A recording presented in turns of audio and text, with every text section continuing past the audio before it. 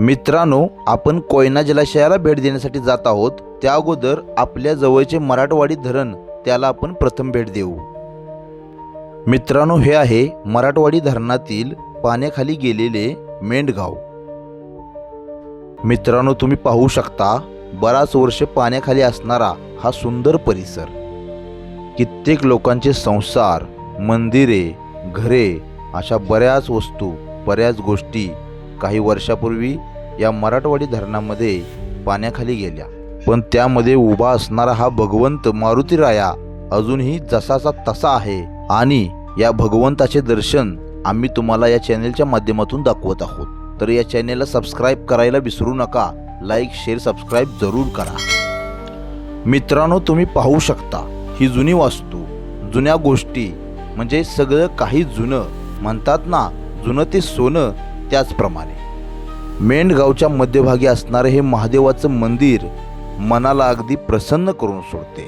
या महादेवाचे दर्शन घेतल्यानंतर मनाला जी शांती मिळते ती कुठेच नाही. काळ उलटला, पिढी बदलली, पण मंदिरं आणि घरं अजून जशीच्या तशी. कित्येक लोकांचे बालपण या ठिकाणी गेले असेल, कित्येक लोकांचे संसार या ठिकाणी नांदले असतील, कित्येक लोकांनी उज्ज्वल भविष्याची स्वप्ने या ठिकाणी पाहिली असतील. पण नियतीच्या पुढे कोणाचं काही चालत नाही. जे नशिबात आहे तेच होणार. लोककल्याणासाठी या मेंढगावाने खूप मोठा त्याग केला आणि आपले घरदार सोडून लोक स्थलांतरित झाली. आज आपण 4 दिवस बाहेरगावी काय गेलो तर आपल्याला आपल्या घरची किती आठवण येते. यांनी तर कायमचंच आपलं घर सोडलं तर त्यांना त्यांच्या बालपणाची, जुन्या दिवसाची किती आठवण येत असेल.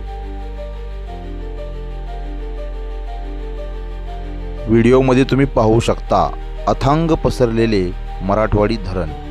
या ठिकाणी आम्ही गेलो असता आम्हाला काही गोष्टी पाहायला मिळाल्या. या पडीक घरांमध्ये त्या लोकांचे फोटो, काही वस्तू, तसेच कपडे अशा बऱ्याच गोष्टी पाहून आमच्या सुद्धा मनाला वाईट वाटले. एका अज्ञात व्यक्तीने आमची मावशी या शाळेमध्ये शिक्षिका होती अशी आमच्या व्हिडिओमध्ये कमेंट केली. त्यामुळे आम्ही ही शाळासुद्धा या व्हिडिओमध्ये ॲड केली.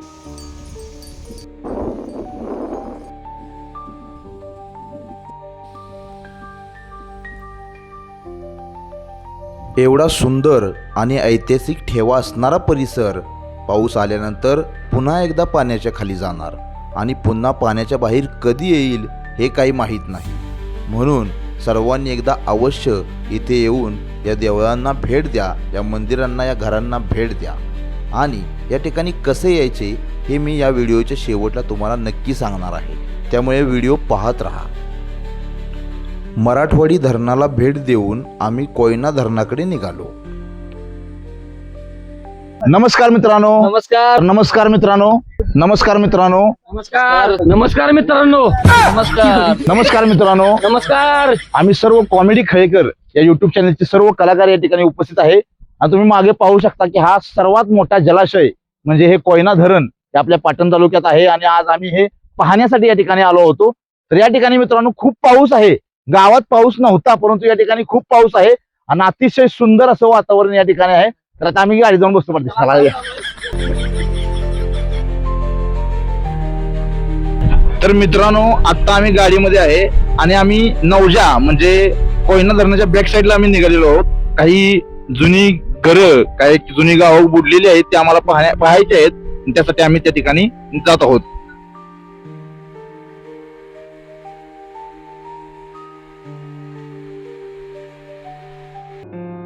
तर मित्रांनो, तुम्हाला दाखवणारच आहे कोयना धरण कशा पद्धतीने आखलेलं आहे ते.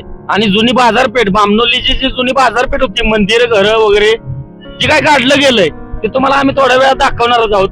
तर तुम्हाला दाखवणार असे वस्तू म्हणजे की 42 वर्षानंतर, तब्बल 42 वर्षानंतर आपलं कोयना धरण पहिल्यांदा आटलेलं आहे.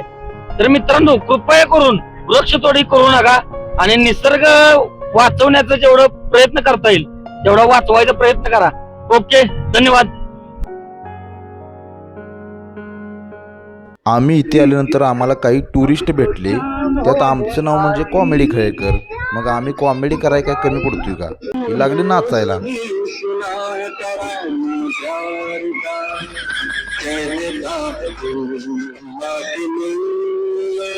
तर मंडळी, कापली झाडं, वाढलं प्रदूषण, म्हणूनच निसर्गाचं बदललं संतुलन आणि म्हणूनच आटलं हे आपलं कोयना धरण. बघू शकता. तर मित्रांनो, तुम्ही पाहू शकता या ठिकाणी हे धरणाचं क्षेत्र आहे. या ठिकाणी तुम्हाला पाहू शकता की बोटी सुद्धा या ठिकाणी आहेत आणि वस्ती सुद्धा आहे. तर मित्रांनो, पाहू शकता की कोयना धरणामध्ये खाली खोलवरती गेल्यानंतर ही बोट तुम्हाला पाहायला मिळते. तर ही बोट कशी आहे आपण पाहूया, जवळनं या बोटीचा अनुभव घेऊया. चला. म्हटल्याप्रमाणे आम्ही धरणाच्या एकदम तळाशी आहोत. मागे तुम्ही बोट पाहू शकता आणि इथे आम्हाला आमच्या चॅनेलला सपोर्ट करणारे आमचे सबस्क्राईब भेटलेले आहेत. त्यांनी आम्हाला ओळखलं, अक्षरशः अतिशय चांगलं वाटलं. तुम्हाला आम्ही ते सबस्क्राईब दाखवतो. तर भावानो, कुठून विषय हार्ड आहे, टप्प्यात कार्यक्रम, एक नंबर काम झालंय. अतिशय सुंदर असा निसर्ग आणि त्यामध्ये आमचे सबस्क्रायबर, खूप छान वाटतंय, बरं वाटतंय. तुम्ही सुद्धा सपोर्ट करा. तुम्ही सुद्धा या व्हिडिओला लाईक शेअर सबस्क्राईब नक्की करा. कोयनेला आलेलं पैसे फिटलं. कोयनेला आलेलं पैसे फिटला.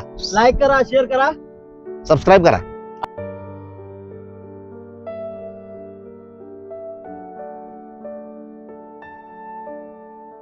तुम्ही हा गवा पाहू शकता. अतिशय सुंदर असा गवा, एकदम रेड्याच्या ताकदीचा. हा म्हणजे रेडाच असतो तो.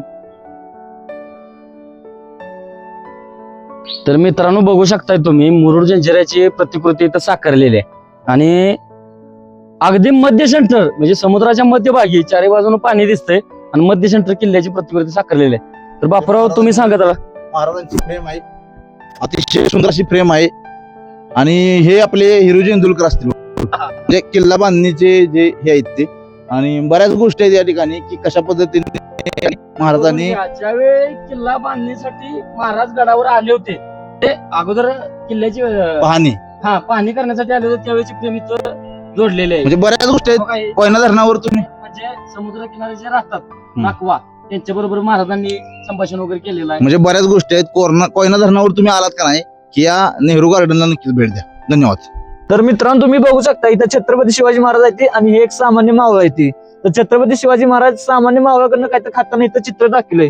म्हणजे याच्यावरून हे लक्षात येतं की छत्रपती शिवाजी महाराज सामान्यातल्या सामान्य मावळ्या संघ काय खाताना म्हणजे मागं पुढे विचार करत नव्हते. एवढे मोठे राजे असून म्हणून ते रयतेचे राजे झाले आणि एवढे मोठे छत्रपती झाले. म्हणून बोलतो छत्रपती शिवाजी महाराज की जय. कोयना धरणाकडे कसं यायचं हे सगळ्यांना माहीत आहे, परंतु मराठवाडी धरणाकडे कसं यायचं हे अजून बऱ्याच लोकांना माहीत नाही. तर पाटण तालुक्यातील ढेबेवाडी भागात आल्यानंतर मराठवाडी हे गाव लागतंय आणि या मराठवाडी गावाजवळच हे मराठवाडी धरण आहे.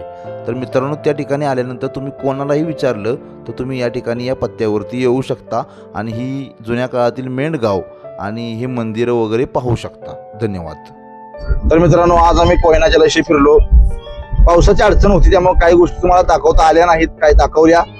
तर कृपया या आमच्या कॉमेडी खेळकर चॅनलला लाईक करा, शेअर करा आणि सबस्क्राईब करा. आता कसं जसं जमल तसं.